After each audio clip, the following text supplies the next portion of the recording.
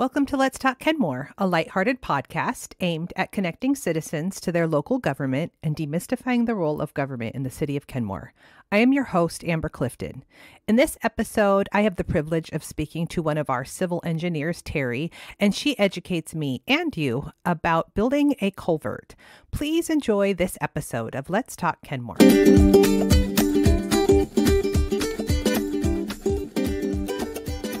Welcome to Let's Talk Kenmore. I am here today with our civil engineer, Terri, who is going to educate me and you, hopefully, about culverts. Hi, Terri. Welcome to the show. Hi, Amber. So let's start with, what is a culvert? A culvert's basically a pathway for the water. It's kind of between a pipe and a bridge. So a lot of times a culvert will just be a pipe where the water passes through under the roadway or under dirt, as opposed to the bridge basically goes over the water. Okay. So what would be the need for a culvert? So the fish can get to the other side of the road. Why did the fish cross the road? Exactly. Because they don't have Uber. So the need for a culvert is water for the streams is going to do what water for the streams is going to do. And we're giving water a path to get to where it wants to go downhill, right? So there's a stream and it needs to find its way to the river or the lake where it is basically housed or held, right? And it is the pathway so that we don't have destruction, basically. And then it's also for the aquatic life. We can't just dam it up everywhere. You know, it would go over the dam and flood the area. So it's basically a pathway where we are directing the water to go into this area instead of it destroying properties and whatnot. So do all waterfront cities have culverts? And they'll have channels, rivers, things like that. Here in the Northwest, we get so much rain and so much watershed that there are quite a few culverts around here. Gotcha. I had never even heard that word until I started working with you. So I'm sure I've seen them just living here. You have. I guess I've never paid attention to what they were or why they were there. So it's a channel for the water. Usually it's a large pipe. It's just less expensive. And so you have to have bridges everywhere. Yeah, that makes sense. Because there would be a lot of bridges here in Kenmore. Yeah. So what would be the reason that a culvert needs to be replaced? In general, the old culverts are replaced so that the fish can migrate upstream. Right now, they're a barrier to the fish migration. But this particular culvert is undersized. You know, we have different engineering standards now, and they base it on different storm events. I'm guessing it's like a 50-year storm. I don't think we did a 100-year storm on this. There was also undermining on this one where water kind of basically got under and was towing it out. And then the roadway was starting to not fail there, but, you know, if you kept letting it go, it would undermine the roadway. Oh, like the road could buckle? Yeah, or there was some rockery that was around it that was starting to erode. You know, Mother Nature is not to be reckoned with, right? Right. Water created the Grand Canyon. We're basically trying to direct it and keep it from being undermined, which was the water is digging out and scouring underneath the big pipe that was there. Interesting. Okay, and so this all has to be done, I'm assuming you can't be under construction while aquatic life is trying to go through, correct?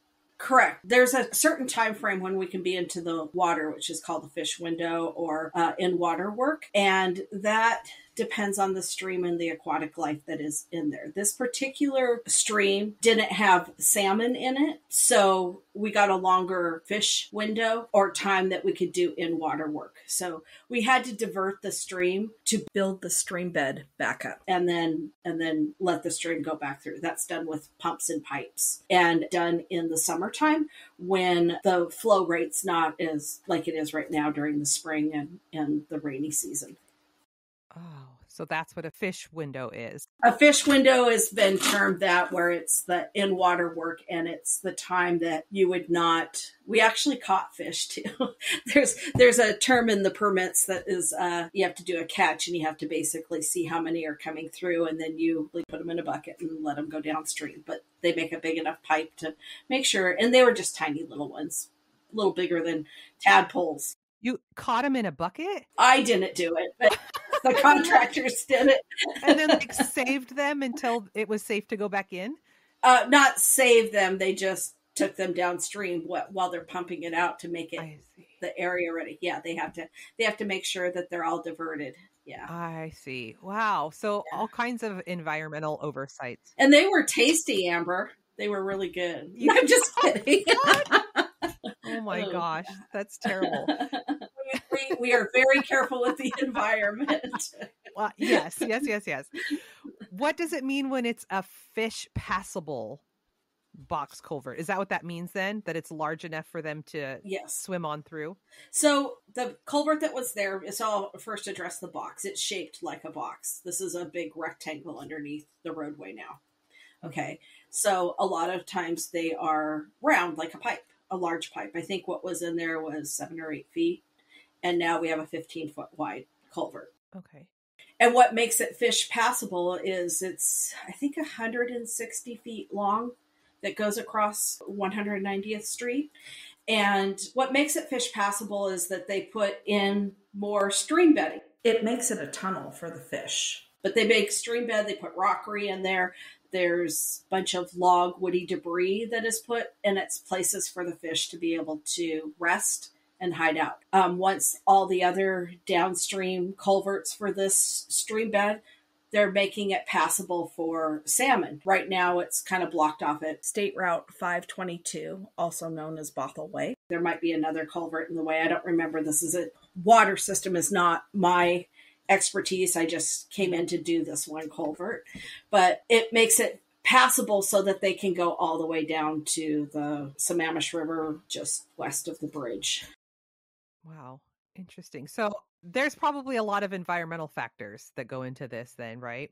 Yes, we have to go through a bunch of permitting. For one thing, the requirements that you go through with Fish and Wildlife, that Army Corps of Engineers, there's all kinds of environmental mitigating factors that we have to basically come in. And since we're clearing out things, we have to replace plants. The permitting process took us 2 years because there's comments back and forth, and I had to have environmental specialists come in and help me because this isn't my forte.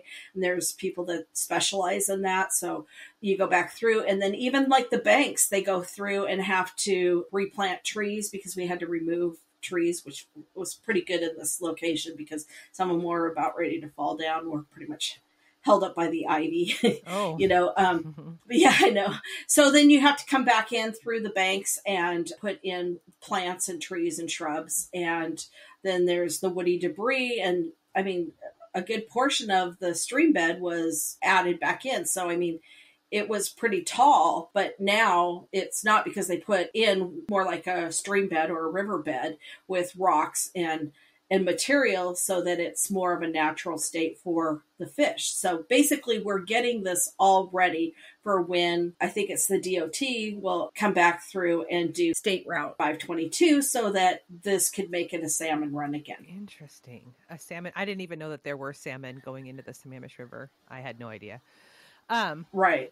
Actually, so back to the whole permitting and the what makes it fish passable and the fish window. So this stream did not have salmon in it now, and that's why we got a longer fish window. Ours went from July 1st to September 30th, where I was the construction manager for the West Sammamish River Bridge. And that one does have salmon, and I think we got it extended from July 15th to July 1st.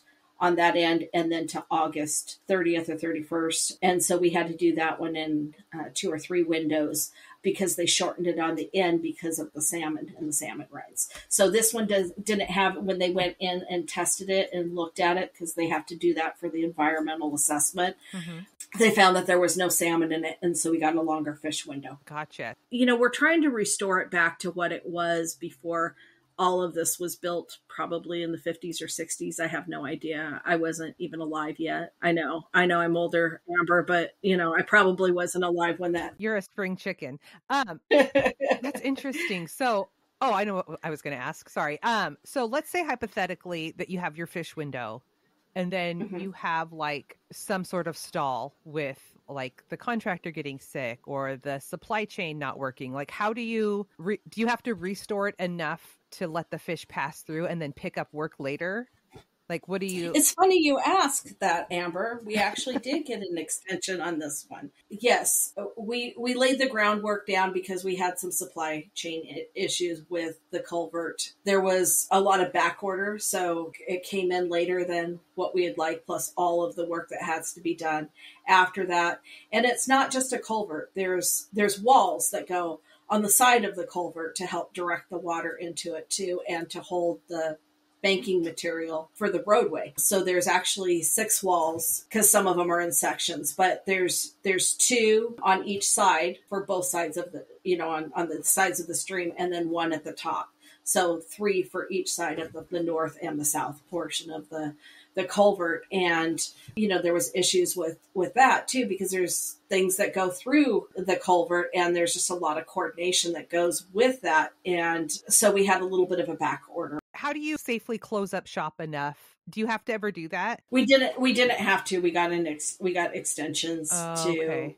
to do that. And then there was some repair work that needed to be done. They were able to hold, like, they needed to go through and grout some seams. And so they just have to make sure that it didn't get any of that into the water, and they were able to do it without, basically, the fish window and the in water work is basically when you put your toe into the water and the diversion of it. So they got it extended through October. It ended up where they got out of the water. But, once you get the culvert in and the walls, there's a whole bunch of other work that still has to happen.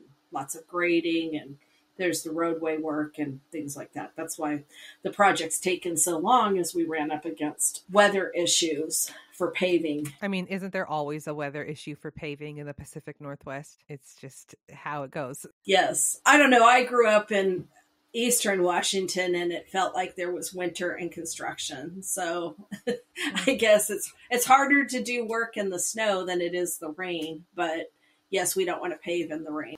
So when they're initially, throughout the whole process, they're obviously tearing out the road and doing all sorts of things. Like, what's preventing like debris from falling into that stream of water? So it's called silt fence that they basically tow in. So it's just this fabric on your T-post, just those old fashioned, I think, green with the white tip. A lot of times those are put in, and then there's this fabric so that it holds it back. And then they also are diverting. So water's not flushing down. The silty water is not flushing down the streamway because they have put in a pipe to divert the water. Then they come in and take care of everything, take care of the stream bed, and then reroute the water through. So that was another thing that was really interesting, because they put all this material into the culvert that was stream bed material and rock. And then they had to hydrate that slowly so that it didn't flush all the material out all at once. But they made it like a stream bed, It's hard to look down there. We'll have pictures on the website when it's completed. It'll be under the surface water tab because this was their project. But there's big, rocks in there to make it. And then there's some other areas where there's water that comes in and flows, and we have rock to basically, so it doesn't dig out the dirt. It's like a splash guard almost. So. Oh, okay. Yeah. Yeah. So you put these big rocks in, and the water, then it dissipates the energy of the water falling on it, We don't want a pool like when you have a waterfall. That's not the purpose of this. We are trying to let the stream flow. We already have a lake down the road. That's true. What's been the biggest challenge in this project? The permitting and all of the requirements, and just, I think sometimes the public just doesn't understand. It doesn't look like things are happening, but there are things happening, or there's reasons why you're waiting. And, they're patient for a while, but just they end up seeing that it is taking longer than they had hoped for. And they don't understand that sometimes the asphalt plants close down, and then you're waiting for weather, and there's that types of things. But the permitting, it's a whole bundle of it. It's what makes my job interesting, right? In design, it's definitely permitting and getting it through everything, because you have to deal with the Army Corps of Engineers, you have to deal with Fish and Wildlife, you have to deal with the tribes, you have to make sure that the hydrological, report and how many year storm, and there's back and forth with all of the designs. And then just when you think you're all ready, then you have to go get property owners and realize that, part of the wall is in somebody's property, so you have to go back and buy that piece of property. And it kind of goes on and on with the design and the permitting. So I would say the permitting is the toughest thing. And then after that, again, filling all the requirements of the permitting is one of the tougher parts of it. Because like things always happen in construction, but it's happening in construction, and it's in water where you have aquatic life, time restrictions. So it makes it a little more difficult at that. Right. From that aspect. Yeah. What's been the most interesting part of doing the culvert? Because this is your first culvert, right?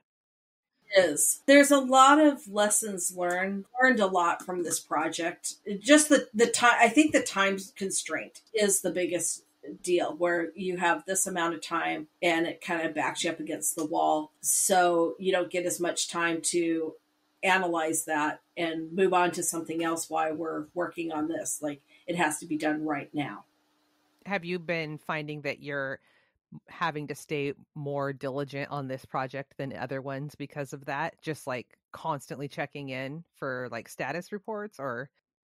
Yes, more communication that I had even with the bridge, where I'm touching base with my resident engineer and just even the designer, because they have more environmental experience than I do. I do like doing the culverts. It's fun. It's interesting. It's something I haven't done. Believe it or not, I've done, 4 bridges in different aspects, and yet this is my first culvert. Interesting.